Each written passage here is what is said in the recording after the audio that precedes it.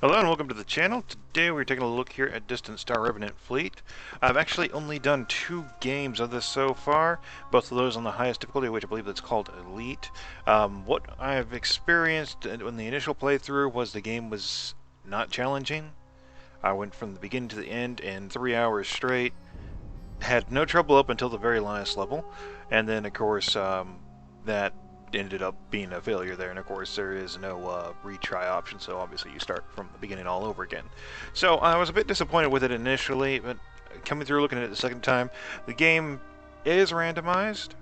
A lot of different things are randomized, everything from the events you get on each different system you jump through to the system map to the galaxy map, which in the previous one was basically just these 2 lanes going straight to the end.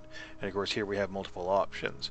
So it does seem there's a lot more replayability to it, and I don't know if the initial playthrough was hard-coded in to be on the easier map setting, or if that just happened to be the way that worked. Likely it was just the way it worked out, since it's a random system the game is based on.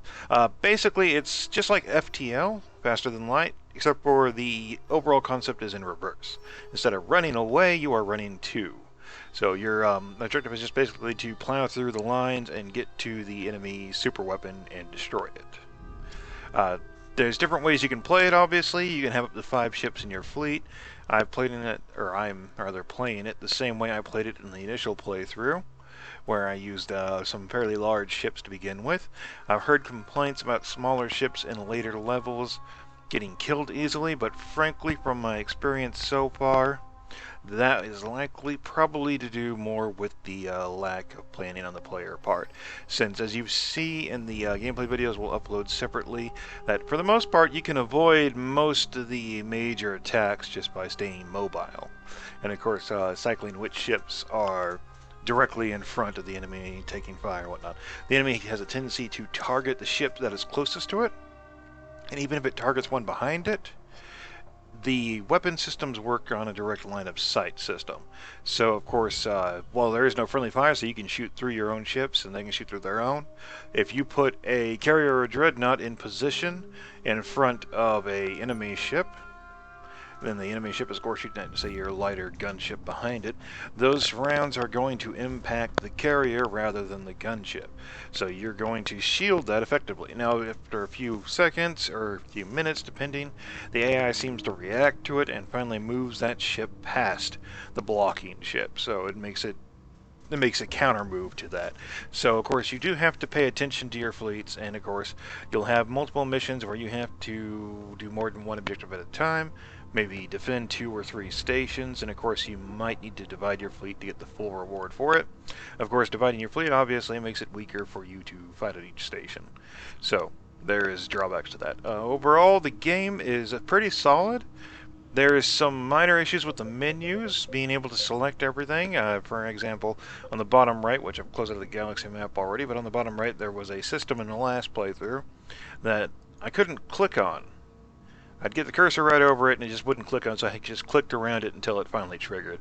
And of course, there are some minor issues with the enemy ships spawning just off of the map and flying into it, where they will stop and fight from just off map, which your ships will automatically target if they are in range, but any active ability that has to target that ship, you can't do it because your controls will not go there.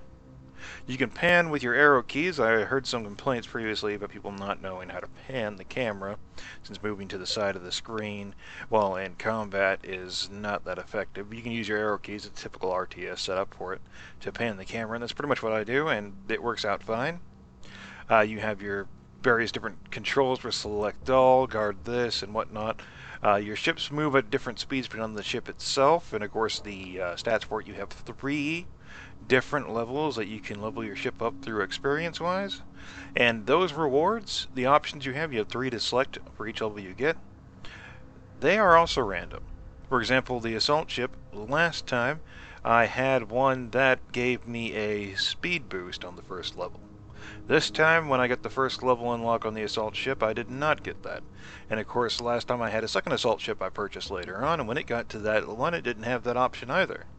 And I ended up actually purchasing a shield HP increase rather than a whole HP increase rather than a hull regen, which I thought it was offering because the initial one had done that. Of course, that just means that you need to definitely read the descriptions, and it does give you a shorthand afterwards to tell you what each upgrade is, what it does, and basically just make sure you read it carefully before, because you have no option to undo or go back. So once you've clicked on something, it's done, it's set, it's over, you've got to move on. Overall, the game is pretty good. The initial playthrough, like I said, was disappointing, but this one's definitely shown to be a lot more interesting. It's actually managed to destroy one of my ships, which the way the system works is when your ship is destroyed, you don't lose it initially. You take a critical damage. And of course, when you run out of supplies, which is basically your fuel for jumping, you can still jump from one point to another, but you have a chance of getting critical damage or other events, such as an enemy fleet warping in on top of you. Now, of those times, I think out of the 5 times I've jumped without fuel, I've had 2 critical damages and 1 fleet attack, and everything else seemed to be pretty much just regular mornings. So it's iffy. You don't have to maintain your supply. You don't get stuck waiting for a rescue like you in FTL. Um, but the big disadvantage to that is after you get 3 critical system failures, your ship will be destroyed when it gets another one. Or rather has a chance to get destroyed, I think technically is what they say. But from what I can tell, a lot of people have pretty much just lost their ships altogether after getting 3 failures on it. Now, mind you, you can get those failures repaired, and it costs credits for that. There's a few different issues with some of the events. For example, you'll get events where a station belongs to your own military faction, and of course they still charge you for repairs. And then ones where you actually take over control of the station, which you'll see in the playthrough video I'll upload along with this, that even though your exact crew is controlling this station, there's nobody else there, because you've captured the one guy that was there. You still get charged credits for the repair. In that situation, it should definitely be narrative-wise free repairs. There shouldn't be a charge for credits to get the repair done. But that's neither here nor there. That's just minor oversight, basically, on the developer end. Unfortunately, while the events are randomized, I have had that particular one I'm talking about. I've had that in both playthroughs, and it plays out the exact same. So that one is interesting the first time you go through it, because you had these events like that where it's a narrative story and you have to decide what to do. I've had several events already in the first playthrough where I got to decide where my boarding party goes and which options they select. And if you select the right options, you can get different things. For example, one, I ended up getting a whole ship for free.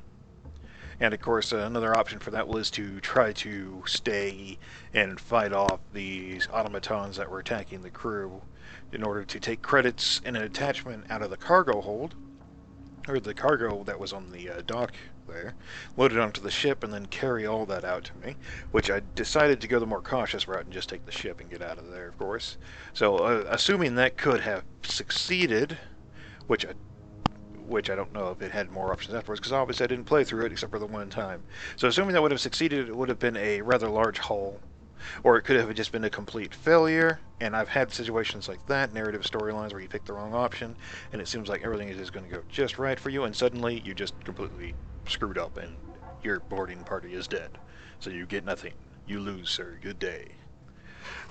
And that is a really interesting aspect of the game. It's nice to have those. I love those narrative storylines because it's like a choose your own adventure book built into the game. So you get a kind of a combination of different game types built into this one here. Unfortunately, they do not randomize those when you get those events. So the station one I was talking about with the repairs, I've had it in both playthroughs now. The options are the same for all of them. When you select the same option as you did previously, you get the exact same result. So I already knew, because I was lucky enough to pick the right options the first time, which options would get me the controls for the repair station. And of course I selected those again, and it worked perfectly. Now it would be nice to get those randomized, just so that you would have situations where, oh, I've seen this one before, let me select the left console, just like I did last time, and that will get me the station.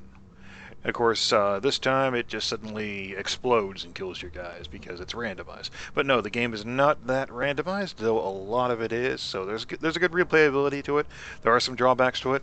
Now, unfortunately, since you don't actually control your crew like an FTL, and basically it's lacking that charm that FTL has, but it has a nice, sophisticated, genuine sci-fi RTS look to it. So if you're looking for something a bit more, not really realistic, but a bit more mature in atmosphere and attitude, this is definitely the game for you. But if you wanted the more whimsical feeling of FTL where your crew matters and you're just trying to survive, of course, obviously you're not going to be that interested in this one here. It's more about your small squadron of ships, up to 5 ships that you can have, and rather than having any bearing on your actual crew. Now, there are narrative options. You'll get quests and whatnot on there, and you'll have multiple options throughout those. And they'll have, some of them will have lasting effects, some of them will have effects that won't come in until near the very end. And of course, you'll still have more options with it, so you can always end up screwing those quests up. Not just by losing the combat, of course, but just by making the wrong choices for it. I had one that actually was a very good quest line and got to the end of it, and this really epic event was going on in the narrative for it. Really heroic, and it just ends with the guy failing. And of course, it just says, well, that's that, and you move on. The game itself is, overall, it's definitely worth a purchase, especially if you can get it on sale. I think I paid like, honestly, like $5 or $10 on the summer sale for it. But I would definitely go up to $20 for it. It's definitely a good game. Definitely strong recommendation to pick up if you like the randomized kind of rogue-like sci-fi games where you have that persistence of leveling your units and, of course, random encounters each time you go through. Like I said, obviously some of them repeat, so just bear that in mind. Alright, I hope this was helpful and inspirational in some way, and of course, as always, have a good day.